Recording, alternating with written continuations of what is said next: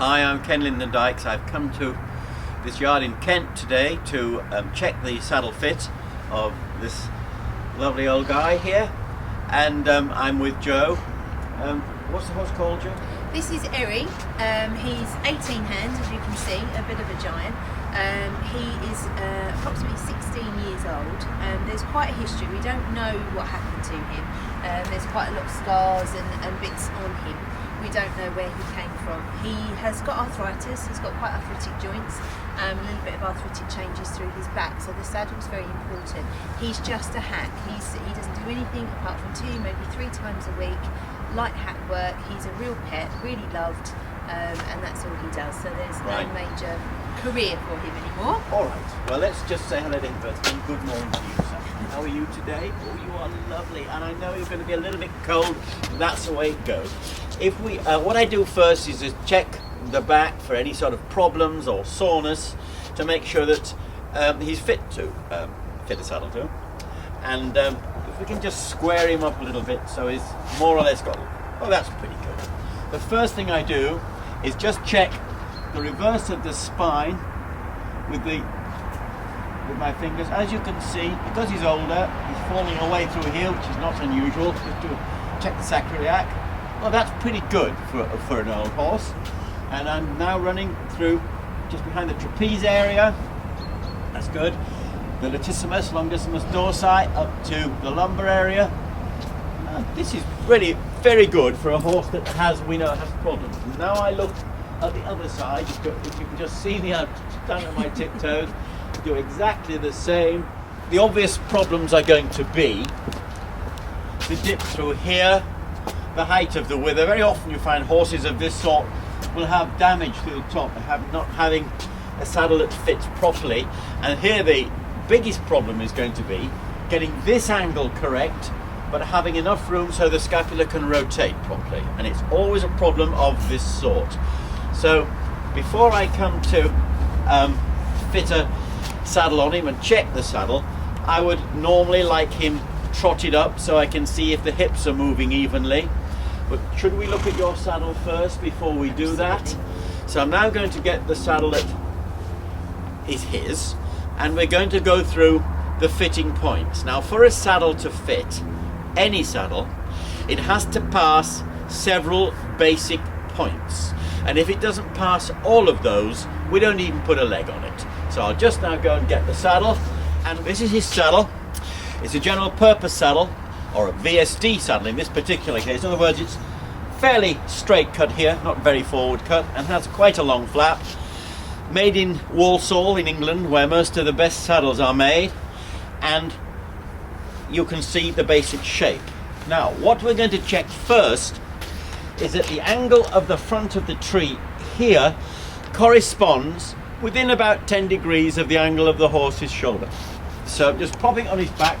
This is going to be cold, my friend, I'm afraid, so don't jump. There we go. So we have the chassis, or the tree, which comes round here and here. It's generally on traditional saddles made of wood, laminated wood, with a metal bar through the top, which is called the head plate, and a metal bar under here called the gullet plate. And the leg of the tree sits in here. So if that is the angle of the horse's shoulder, for perfection, I would like that to be the angle of the tree. We'd accept that or that, but never that. And so I look at it, sometimes you can see it, sometimes you can't, but you'll always feel for it. So without a rider on, without being girthed up, without any pressure, I want to see if I can get my hand evenly down the leg of that tree, which I can. And if you have one shoulder bigger than the other, as is often the case, you always work to the largest shoulder. But of course, the next thing we look at, if that is the spine, the gullet of the saddle cannot do that. It must do that. So I put my hand inside and make sure there's no pressure on the side of the spine, which is fine in this particular case. Very important, because when we put the stirrups on, which will narrow the gullet to some degree, or certainly narrow the pressure if it doesn't narrow the gullet. So there must be plenty of room there. The test we all know, and everybody gets wrong. How many Boy Scout fingers can you put in there? Total tosh. What matters is it must be clear under all circumstances. Anyway, how can you say how many fingers? How big is your Boy Scout? It's a nonsense. It just has got to be clear when the saddle sits in balance. In balance means the cantle needs to sit a little higher than the pommel so the rider's weight is in the center. Now this is slightly low behind. For perfection, it would sit like that. Of course, if it's sitting like so, that would be a bad thing, because what we're wanting to get is the panel, this section here, should be even all the way through, so that the pressure is even all the way through when the rider sits on there. If it's sitting like so, you're going to get far more pressure through there. We don't really want more than 1.5 pounds a square inch anywhere. And if the saddle is sitting level, it's a nice saddle, big saddle, it was quite enough to support a good size of rider. Very important next thing is how far does the saddle come back? There's the line of the rib, and this is coming nicely in front of the rib. We don't want it coming back to there. It has to be some saddle to come beyond this rib because it's such a big horse, but we don't see too many 18-handers. So apart from the fact, this is passing most of the tests, but to be perfect, I'd want it to be sitting at this angle. Other than that, this saddle is quite acceptable.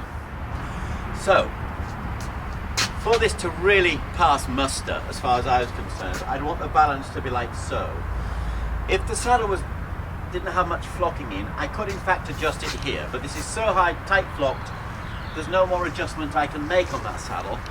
So I'd either replace it, or I would do something else. This is what is known as a rear riser.